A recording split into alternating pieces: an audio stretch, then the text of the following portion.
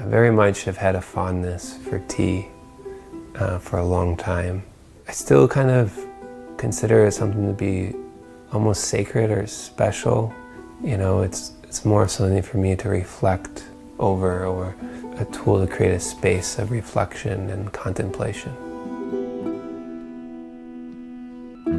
You know, I remember, getting up to Camp Navistar, which is the camp on the border between Kuwait and Iraq. Shortly after President Bush, got up on an aircraft carrier and declared mission accomplished. And, I was motivated. I was like, we're gonna go provide some humanitarian relief. I'm gonna help, fix some bridges and stuff, and I'm gonna go home a hero.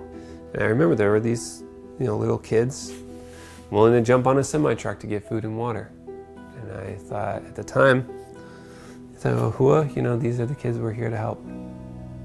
The whole time I was deployed, I was offered tea by the Third Country Nationals, which is a massive migrant labor force that the U.S. military depends on. It's basically slave labor. And they come up to us and they say, hey, we need food. And we tell them it's not our job to feed you. These were guys hauling our supplies. And despite that, these men that had nothing would turn to us and offer us tea. And then we would refuse it. Everyone that we were there to help and liberate, we were simultaneously dehumanizing and abusing.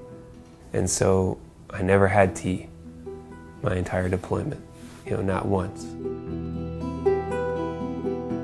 The contradictions of American exceptionalism and occupation just were too much. And I kind of lost faith in a lot of the things I believed in, and I would start to figure out, what could I still hold on to?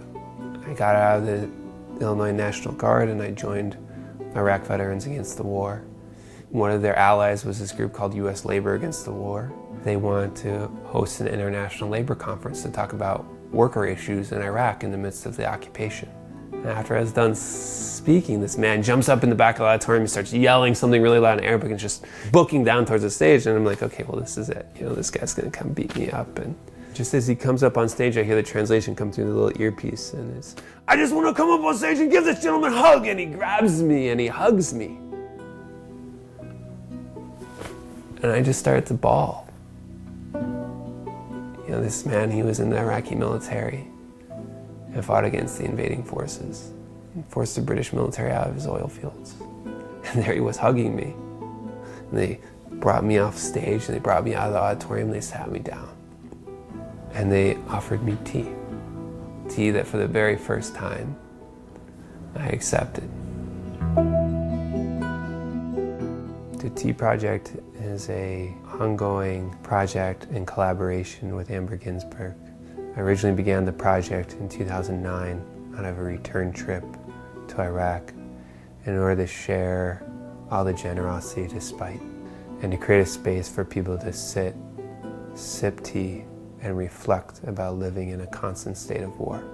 I asked Amber to join the project in 2013 to help cast one porcelain teacup for each person that's been detained in Guantanamo. We've pushed the project further and expanded it to include all these forms of presentation and installation. From the middle of my deployment, I've committed my life to using creative practices to counter destruction, to counter the dehumanization that too much of our world is consumed by.